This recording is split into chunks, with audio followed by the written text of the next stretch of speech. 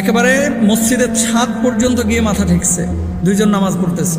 আপনারাও দেখেন মসজিদের ছাদ পর্যন্ত গিয়ে মাথা ঠেকতেছে এবং সিসি ক্যামেরায় ধরা পড়া এই ভিডিওটি। এগুলো আসলে যতক্ষণ পর্যন্ত আপনি নিজ চোখে না দেখবেন ততক্ষণ পর্যন্ত অনেকে বিশ্বাস করে না।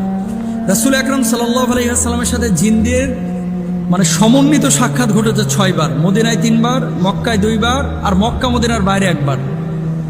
রাসূল সাল্লাল্লাহু আলাইহি ওয়াসাল্লাম যখন তায়েফ থেকে এই যে রক্তাক্ত অবস্থায়, তায়েফের মানুষ যখন ইসলামের দাওয়াত গ্রহণ করলো না, আল্লাহর হাবিব সাল্লাল্লাহু আলাইহি ওয়াসাল্লাম যখন মক্কায় ফিরে আসতেছিলেন, মক্কায় ফিরে আসার পথে একটা উপত্যকায় তিনি নামাজ আদায় করছিলেন।